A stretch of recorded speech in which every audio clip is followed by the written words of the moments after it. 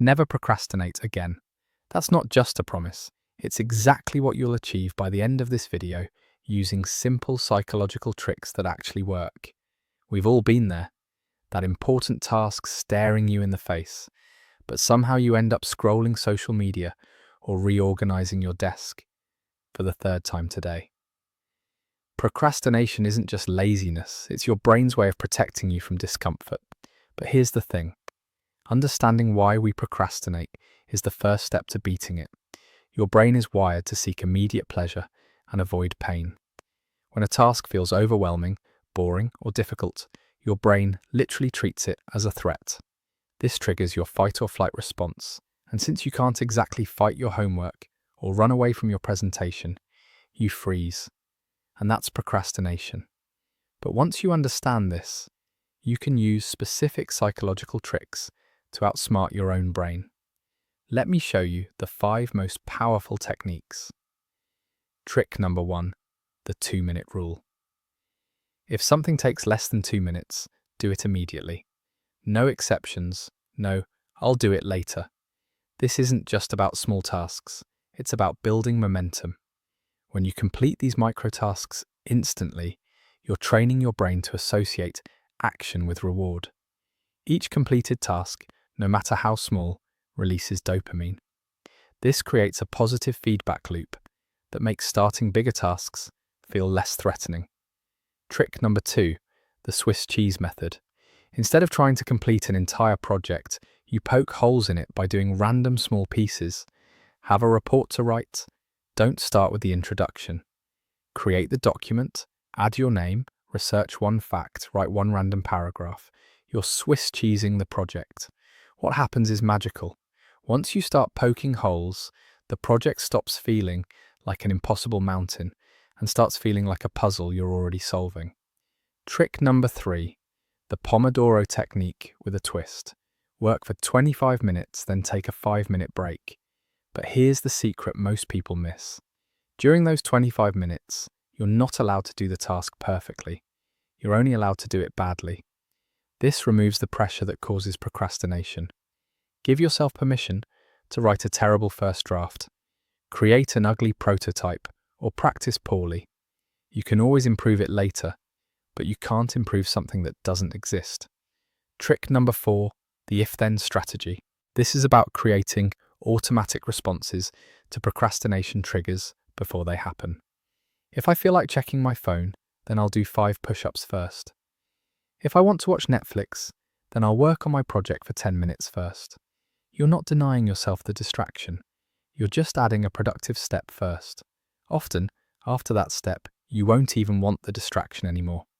This builds what psychologists call implementation intention. Your brain starts automatically choosing the productive path because you've pre-programmed the response.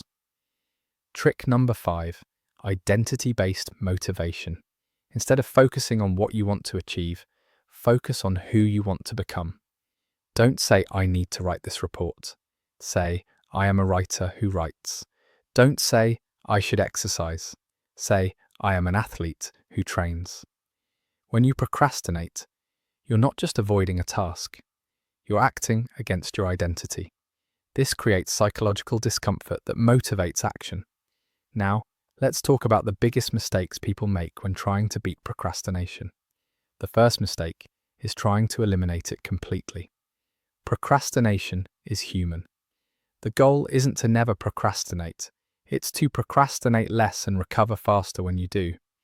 The second mistake is trying to use all these techniques at once. Pick one that resonates with you and practice it for a week before adding another.